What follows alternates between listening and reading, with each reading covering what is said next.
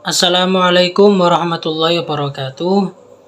Perkenalkan, saya Muhammad Syifa Akmaluddin Bukhari dan teman saya Siti Masrurah. Kami dari kelompok 4 mata kuliah studi tafsir madhabi yang diampu oleh Ibu Wildah Nurul Islami. Pada video kali ini kami akan membahas tentang tafsir Syiah Ithna Asy'ariyah, studi kitab tafsir Al-Sofi karya Muhsin Al-Kashani. Pembahasan pertama yakni biografi Muhsin Al-Kashani. Muhsin Al-Kashani dikenal dengan nama populer Mullah Muhsin. Sedangkan nama aslinya adalah Muhammad bin Syah Murtadha bin Syah Mahmud Al-Kashani. Ia lahir di kota Kashan pada tanggal 16 September 1598 dan ia wafat pada 21 Mei 1620 di kota Kashan juga. Dengan usia beliau yang terbilang sangat panjang ini, beliau mencapai kedudukan tinggi pada ilmu pengetahuan, yakni beliau menjadi seorang filosof, sufi, ahli tafsir, sekaligus mufassir besar di masa dinasti Safawi. Dan beliau juga begitu disegani di kalangan sarjana atau ulama-ulama Syiah pada zaman itu. Muhsin Al-Kashani lahir di tengah keluarga yang terkenal dengan ilmu pengetahuan. Hal ini tampak di peran utama kakeknya, yakni Syah Mahmud, dan sang ayah Syah Murteza, juga saudaranya Mullah Muhammad Ma'ruf Behnuruddin dan Maula Abdul Ghafur.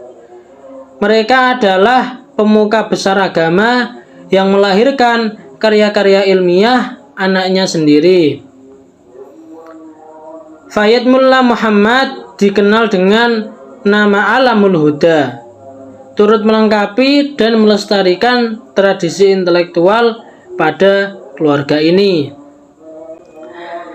Muhsin Al-Kashani merupakan salah satu murid terbaik sekaligus menantu Sadrul Muta'allihin, atau lebih dikenal juga dengan Mullah, bapak pendiri filsafat kebijaksanaan utama Al-Hikmah Al-Muta'aliyah. Sudah barang tertentu ia menguasai filsafat mutaakhir ini, sistem filsafat yang dibangun dalam kerangka intuisi, akal budi, dan wahyu ilahi. Pengaruh dan penguasaannya atas kebijaksanaan utama tampak kuat di sejumlah karya teologisnya, salah satunya adalah Al-Ma'arif. Muhsin Al-Kashani juga mempunyai banyak murid. Salah satunya adalah Mullah Abul Hasan Syarifatuni Amuli Isfahani. Ia adalah penulis tafsir Mir'at Al-Anwar. Murid besar lainnya juga adalah Allamah Majlisi, yakni penulis ensiklopedia hadis terbesar, atau biasa disebut kitabnya dengan Bihar Al-Anwar. Yang lainnya juga adalah Sayyid Ni'matullah Jazairi, penulis kitab Anwar An-Nu'maniyah. Dua ulama besar hadis ini memperoleh sertifikat dan pengesahan periwayatan hadis dari Muhsin Al-Kashani. Muhsin Al-Kashani juga mempunyai banyak karya ilmiah. Salah satunya adalah Al-Wafi, yakni kitab yang membahas tentang hadis. Yang kedua yakni Sirajus Salikin, yakni kitab Lentera Para Penempuh Hakikat. Buku ini adalah kumpulan puisi pilihan dari koleksi Masnawi Maknawi karya Jalaluddin Ar-Rumi. Selanjutnya adalah kitab Syauqul Mahdi atau Rindu pada Imam Al-Mahdi. Kitab ini berisi bait-bait puisi. Dalam karya ini, Muhsin Al-Kashani mengacu pada kumpulan puisi Hafidz Syairazi berkaitan khusus tentang Imam Al-Mahdi alaihi salam. Selanjutnya adalah Tafsir Al-Sofi. Tafsir Al-Sofi adalah tafsir yang ia tulis dalam 5 jilid yang diberi dukungan dengan hadis-hadis Ahlul Bait. Selanjutnya adalah kitab Al-Mahajjah Al-Baydha atau Jalan yang Terang. Karya tebal sebanyak 9 jilid ini merupakan rekonstruksi ulang karya sufistik yakni Imam Ghazali dalam karyanya Ihya Ulumuddin. Dalam kitab ini, Muhsin Al-Kashani merevisi hadis-hadis yang dianggapnya palsu dan tidak sesuai dengan mazhab Syiah Imamiyah yang ia ikuti. Baik, selanjutnya tentang keunggulan dari Tafsir As-Safi karya Muhsin Al-Kashani, yakni yang pertama, penafsirannya tertulis secara singkat namun sangat lengkap dan terperinci. Ini diungkapkan oleh Muhammad Al-Yazi. Lalu yang kedua, banyak dijadikan rujukan oleh para ulama di setiap zaman. Banyak yang menulis syarah dan terjemah kitab As-Safi tersebut. Lalu yang ketiga, terdapat 12 muqaddimah terbaik dalam kitab tafsirnya. Karena di dalam muqaddimah tersebut terdapat materi penting yang dapat dijadikan rujukan ataupun pegangan oleh para mufassir. Selanjutnya tentang latar belakang penulisan, Al-Kashafi dalam tafsir As-Safi terpengaruh oleh gaya penulisan tafsir Al-Baidawi, hingga apabila tidak ada riwayat dalam tafsir ayat, maka ia menukil ibarat Baidawi persis dengan apa yang tertera dalam tafsir Baidawi dan kadang-kadang dengan sedikit perubahan.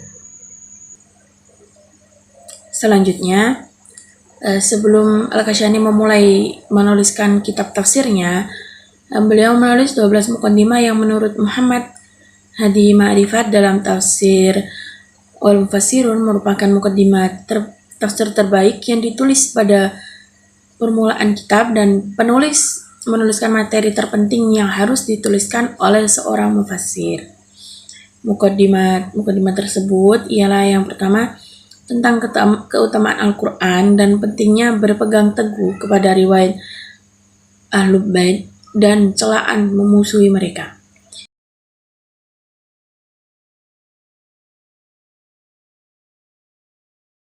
Yang kedua, penjelasan mengenai ulumul Quran yang berada dalam genggaman Ahlul Bait dan pengetahuan mereka akan zahir dan batin Al-Quran. Lalu yang ketiga, dalam penjelasan bahwa semua isi Al-Quran berada dalam syara' aulia Tuhan dan musuh-musuh mereka. Lalu yang keempat, tentang makna-makna ayat, tentang tafsir-tafsir, takwil, zahir dan batin, muhkam dan mutasyabih, nasikh dan mansukh yang merupakan bagian dari materi ulumul Quran. Lalu yang kelima, penjelasan mengenai penafsiran tafsir birra'yi dan larangan untuk menafsirkan secara birra'yi. Lalu yang keenam, tentang ketiadaan ma'rifat Al-Quran. Yang ketujuh, tentang penjelasan mengenai Al-Quran adalah memperjelas segala sesuatu. Di dalamnya dijelaskan pula mengenai kaidah-kaidah hukum syar'i. Lalu yang kedelapan, tentang berbagai qiraah dan tolak ukur keabsahannya. Lalu yang kesembilan, mengenai turunnya Al-Quran secara sekaligus dan berangsur-angsur. Lalu yang kesepuluh, tentang syafaat Al-Quran dan pahala membaca dan menghafal Al-Quran. Dan lalu yang ke-11, tentang tilawah Al-Quran dan adab-adabnya. Dan yang ke-12, tentang penjelasan istilah-istilah dan metode penafsiran Al-Quran yang dipakai. Contoh penafsiran Muhsin Al-Kashani dalam kitabnya Tafsir Al-Sofi. yakni bismillahirrahmanirrahim. Ya ayyuhalladzina amanu taqullaha wa ati'ur rasula wa ulil amri minkum. Shadaqallahul azim. Pada ayat ini Muhsin Al-Kashani menafsirkan kata ulil amri minkum dengan kata khalifatur rasul atau pemegang kekuasaan, yakni pemimpin setelah Nabi Muhammad SAW yang mengikuti petunjuk-petunjuk Nabi dan pemimpin yang mereka yakini ini dan diakui setelah wafatnya Nabi yang baku adalah Ali bin Abi Thalib, kemudian Al Hasan bin Ali, lalu Al Husain bin Ali, kemudian Ali bin Al Husain, lalu Muhammad bin Ali, dan seterusnya dari 12 imam yang mereka yakini. Lalu pada kata ati'ullaha wa ulil amri minkum, di situ ati'ullaha yang seharusnya kita taat tidak disebutkan dalam kata ulil amri menurut Muhsin Al-Kashani, sehingga Muhsin Al-Kashani berpendapat bahwasanya pada ulil amri tidak ada ketaatan. Mungkin itu dari kami. Kurang lebihnya kami mohon maaf yang sebesar-besarnya. Wabillahi taufiq wal hidayah. Wassalamualaikum warahmatullahi wabarakatuh.